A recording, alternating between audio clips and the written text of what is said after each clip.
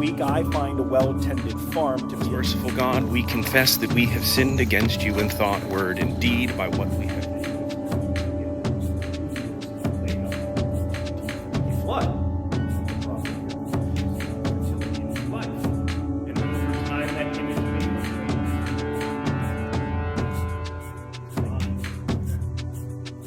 It reveals who Jesus form religion without allowing it to change their hearts. Kneeling before a Jewish toddler. That is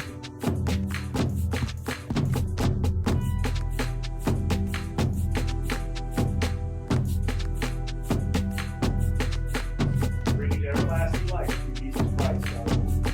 Amen. Judgment. In the prophet Hosea, we read,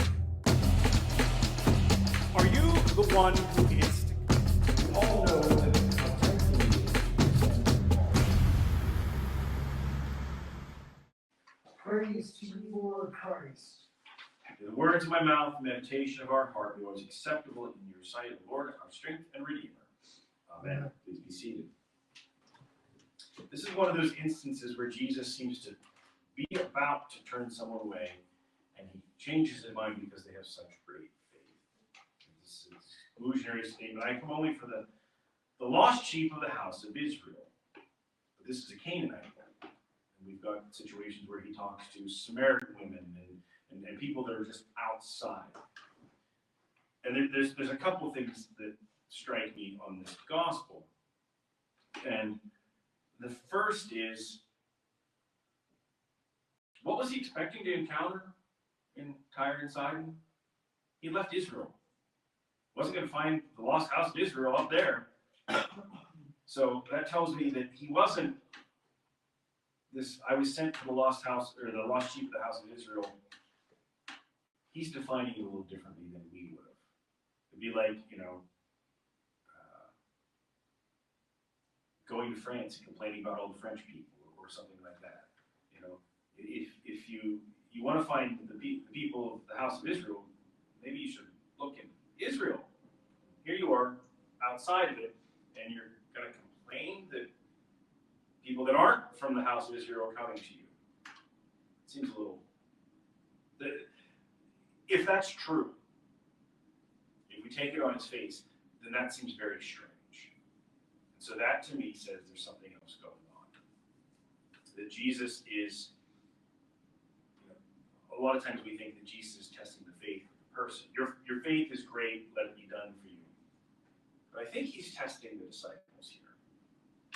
I think the commentary he is saying is like, oh, look, see, this is what it sounds like. This is what it looks like. Notice I'm not doing that.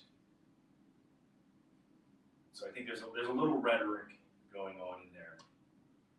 But I think it's interesting, particularly when cast with this passage from Jeremiah. So Jeremiah is talking about the people who have survived the exile. People who survived the sword, found grace in the wilderness, and Israel sought for rest. And again, you've got this, okay, you've returned from exile.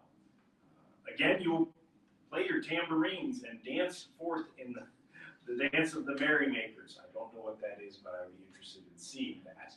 Stephanie, maybe you can research that.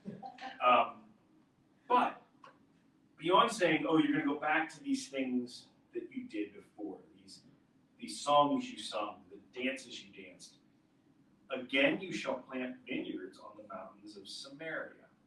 The planter shall plant and shall enjoy the fruit.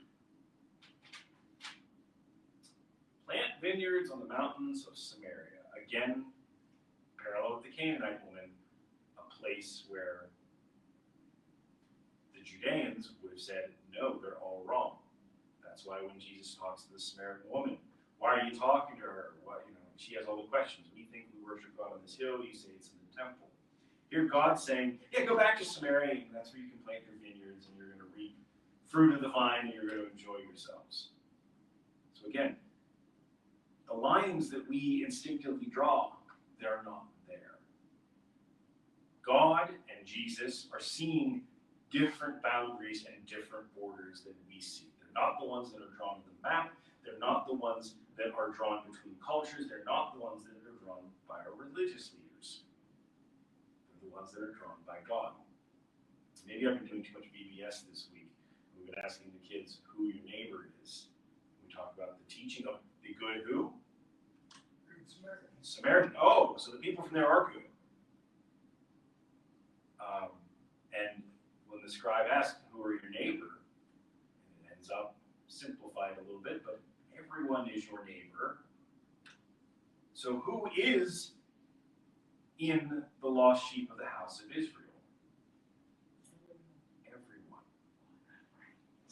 So we misread it. We think this lost sheep of the house of Israel just means the Jews.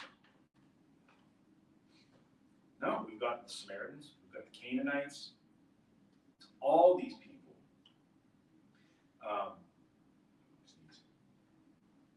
Maybe not.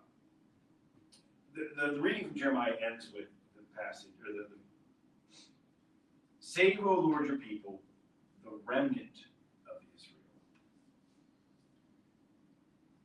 This is, again, after the exile.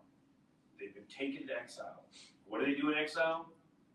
They're told to plant and grow and marry and things. So the people that come back, they're not purebred. They're mutts. They've got Babylonian and Syrian and Hebrew and Canaanite and Sumerian and all these other things mixed up together. So again, the lines we draw, the borders we have written down, they're not the ones God is drawing. That, I think, is what Jesus is doing in the gospel. He's testing his disciples who all grew up Jewish. These are the laws and the rules they were taught. So he has to break the assumptions. He has to point out, no, that's not the obvious fact that it's not the way it is, so he can teach them something new.